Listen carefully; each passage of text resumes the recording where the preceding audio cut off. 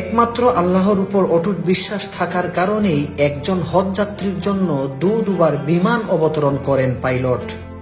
লিবিয়ার দক্ষিণাঞ্চলের এক নির্ভীক যুবক আমের মাহদি চলতি বছরের হজ পালনের উদ্দেশ্যে রওনা দিয়েছিলেন সৌদি আরবের দিকে, কিন্তু যাত্রা শুরুর মুহূর্তেই ঘটে গেল এক অবিশ্বাস্য ঘটনা। এ ঘটনা ইখলাস ও আল্লাহর কুদরতের জীবন্ত দৃষ্টান্ত হয়ে উঠেছে। ইতিমধ্যেই সামাজিক যোগাযোগ মাধ্যমে আলোচনার কেন্দ্রবিন্দুতে পরিণত হয়েছে এ অলৌকিক ঘটনা।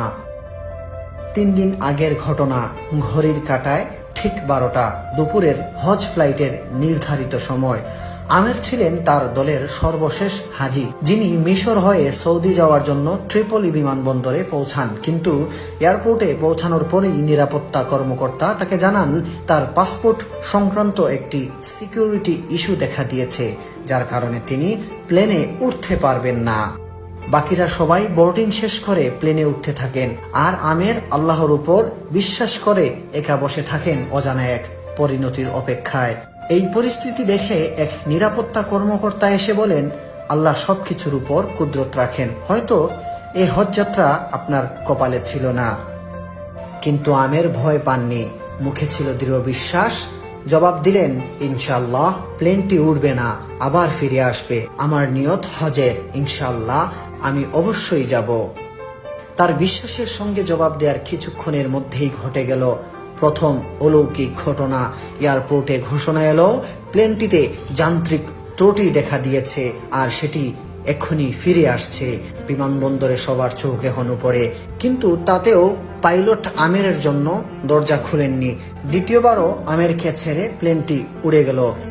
তৃতীয়বার ফেরা প্লেনটি আবারও সমস্যার সম্মুখীন হয়। এবার মৌসুমী ঝড়ো আবহাওয়ার কারণে প্লেনটি নিরাপদে আবার মাটিতে ফিরে আসে।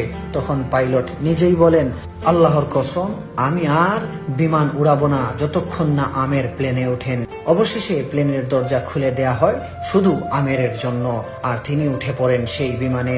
সৌদি আরবে পৌঁছে হজ পালনকারী এই যুবক একটি ভিডিও বার্তায় বলেন, আমার আনন্দ ভাষায় প্রকাশযোগ্য নয়। আল্লাহ তার কুদরত দেখিয়েছেন।